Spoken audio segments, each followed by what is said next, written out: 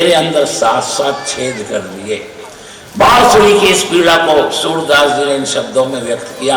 पोर पोर तन आपनो प्रथम छिदायो जाए, तब बंसी नंद लाल के अधर सुहागन हाय। साथ साथ छेद कर दिए, लाल सरिया करके मैं उफ नहीं बोली। मेरे में चौथा गुण है, मैं जब भी बोलती हूं मधुर बोलती हूं। आपको बताया ना, कर्कश वाणी का कारण ही महाभारत है। ऐसी वाणी बोलिए जो मन का आपा खोए, ओढ़ को शीतल करे आपो शीतल होए। तुलसी मीठे वचन से सुख उपजत चहु और, वशीकरण यह मंत्र है तज दे वचन कठोर। कोयल काको धन हरे, कागा काको दे, मीठे शब्द सुनाए के जस अपनों कर ले। बहुत सही बोली में जब भी बोलती हूँ मधुर बोलती हूँ। कई लोग सच तो बोलते हैं पर कर्कश कड़क बोलते। सत्यम वद प्रियम वद, सत्यम भूत हितम प्रोक्तम। कभी भी कड़वा सच, कर्कश शब्द, कठोर शब्द नहीं बोलना चाहिए। कर्कश वाणी से महाभारत हुआ है, ध्यान दो। लोग कहते हैं गोली के घाव भर जाते हैं, गोली के घाव नहीं भरते। बांसुरी बोली अंतिम मेरे में सद्गुण है, वो सुनो। मैं कभी अपनी इच्छा से नहीं बोलती। जब भगवान को मेरे को बुलाना हो तो अधरों पर लगाते हैं, मेरे अंदर प्राणों का संचार करते हैं, तब मैं बोलती हूं।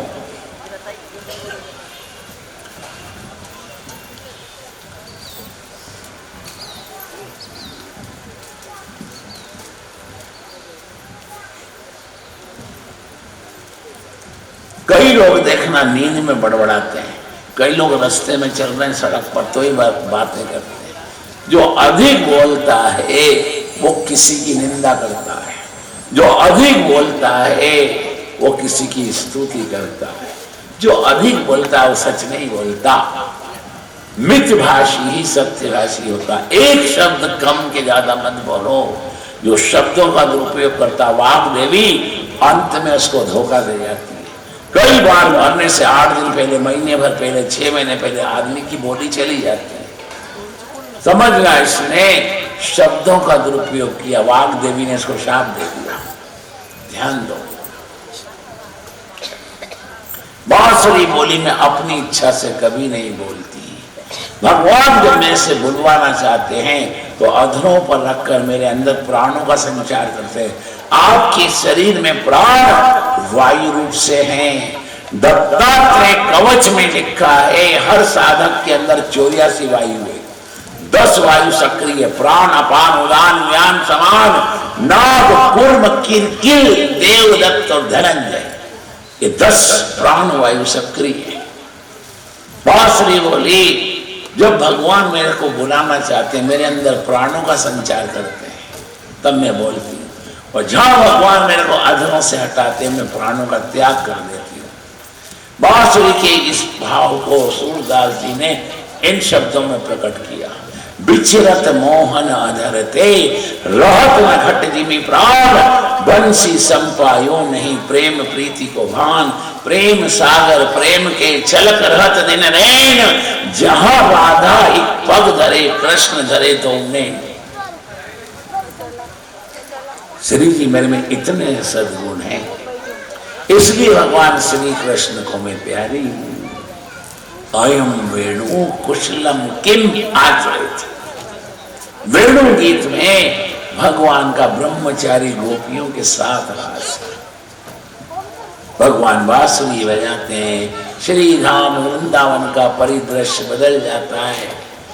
जो जड़ है वो चेतन, जो चेतन है वो जड़ हो जाते हैं। इस बदले हुए परिदृश्य की चर्चा आपस में गोपी अपनी सखी से करते हैं, उसको महापुरुष वेणु गीत कहते हैं। अब मथुरा के 24 पंडे ब्राह्मण मथुरा वृंदावन के बीच यमुना जी के तट पर कर्म कांड के अंतर्गत स्वर्ग प्राप्ति के लिए यज्ञ करते हैं। भगवान एक दिन ब्रजवासियों के साथ गाय चराते चराते वहां आ गए, और मध्याह्न काल में अरोगने के छाप भूल आए। अब मन सुखाने का कन्हैया भूख लगी, कन्हैया ये भूख रूपी कुत्ती पेट में भूस रही है, इसको टोकना चाहिए नहीं तो मैं मर जाऊंगा।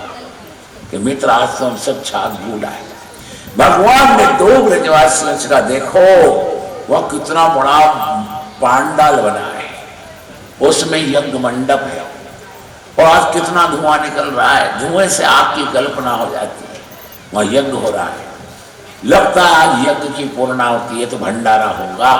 ए ब्रजवासियों जाओ उन याज्ञिक ब्राह्मणों से थोड़ा प्रसाद मांग कर लाओ ताकि हम सब प्रेम से खाएं। जाओ।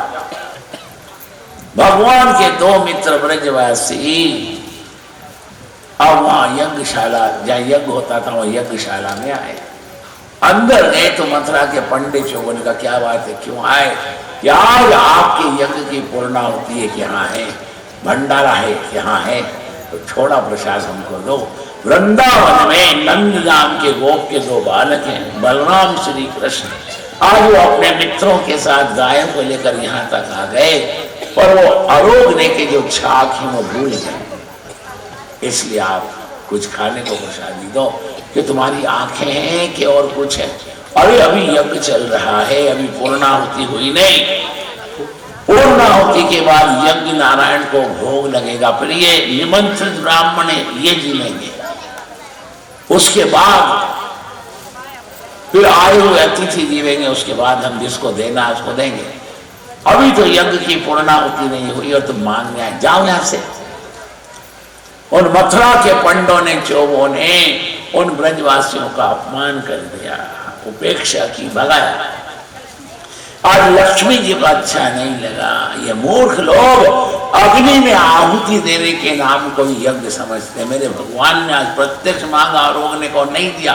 भगवान 3 मुख से खाते, गौ, ब्राह्मण और अग्नि। ध्यान दो, इन्होंने आज ब्रजवासियों का तिरस्कार प्रसादी के लिए किया। अभी हाथ में डंडा लोटा लेकर जगत में घूमे, ये दरिद्र रहे तो ही अच्छा है। मैं क्षत्रिय के घर जाऊंगी, वैश्य के घर जाऊंगी, इनका मैं त्याग करती हूँ। लक्ष्मी जी कुपित हो गई, उन ब्राह्मणों को लक्ष्मी जी ने सजा कर दी, शाप दे दिया। खाली हाथ जब ब्रजवासी आए, भगवान ने कहा भैया क्या बात है? उन्होंने प्रसाद नहीं दिया कि कन्हैया इस मनसुखा के बच्चे के कारण आज उन्होंने हमें खरी खोटी सुनाई और देना तो दूर, 4 बातें कड़वी और कही। इसको लगा थप्पड़, इसके कारण आज तेरे ऊपर भी ठपका आया, हमको भी नीचे देखना पड़ा।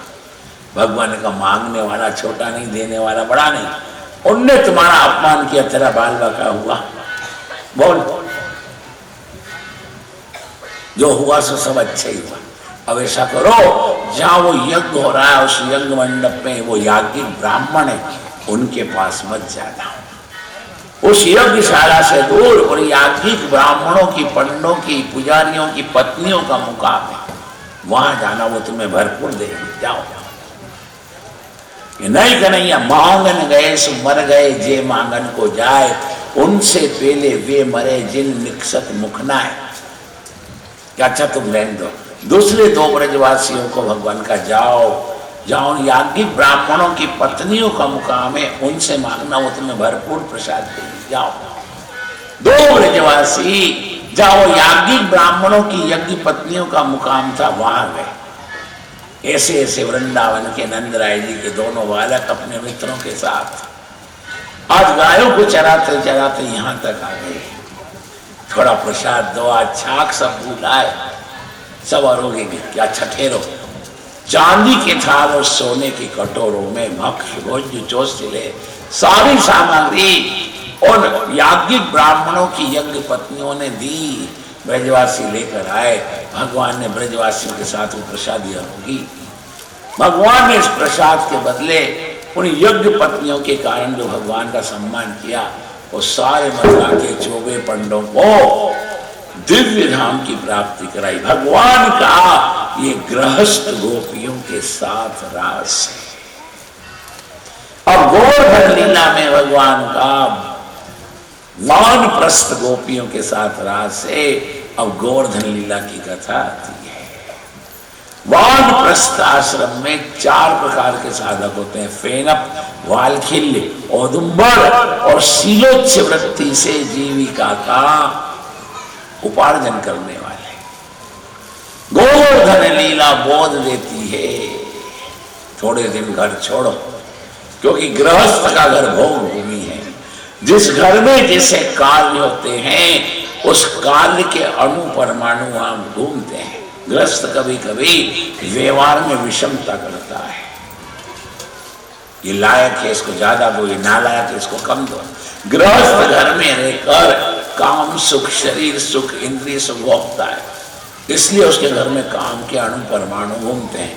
इसलिए घर में भक्ति होती है, भक्ति बढ़ती नहीं। कई लोग संपत्ति को बढ़ाने के लिए 10, 12, 14 घंटे मेहनत करते हैं। पागल हुए बिना जब पैसा नहीं मिलता, पागल हुए बिना परमात्मा कैसे मिलेंगे? बोलो। जिनके पास संपत्ति प्रचुर है, अथाह है, वो शक्ति बढ़ाने को हिल स्टेशनों पर जाते हैं, शिमला, मसूरी, नैनीताल, हिल स्टेशनों पर जाते हैं। शुद्ध वायु मिलती है, शुद्ध पानी, खाया हुआ बचता, शक्ति बढ़ती है। भागवत की कथा सुनते हो, शक्ति संपत्ति में संतोष मानो, हो सके तो भक्ति को बढ़ाने का प्रयत्न करो, क्योंकि साधारण सत्कर्म से, साधारण भक्ति से पाप का नाश नहीं होता, अंतःकरण शुद्ध नहीं होता। भगवान कैसे मिलेंगे? बोलो। भक्ति को बढ़ाने का प्रयत्न करो। भक्ति का वर्धन करने वाली लीला ही गोवर्धन लीला है। गो शब्द वेदों में आया। गो शब्द के अनेक अर्थ हैं। गो शब्द का एक अर्थ है धरती, गो शब्द का एक अर्थ है गाय, गो शब्द का एक अर्थ है वेद उपनिषद, गो शब्द का एक अर्थ है इंद्रियां। इंद्रियों का वर्धन करने वाली लीला का नाम गोवर्धन लीला है। ध्यान दो, इंद्रियों का वर्धन भोग से नहीं होता। भोग से तो शरीर की शक्ति इंद्रिय द्वार से बाहर निकल जाती है। शक्ति के अभाव में शरीर शव के जैसा अनेक रोगों का घर हो जाता है। शक्ति के अभाव में शरीर पर जरा अवस्था आक्रमण करके शरीर को शिथिल कर देती है, इंद्रियों को दुर्बल कर देती है। इंद्रियां अपने अपने धर्म का निर्वाह करने में कमजोर और निष्क्रिय हो जाती है।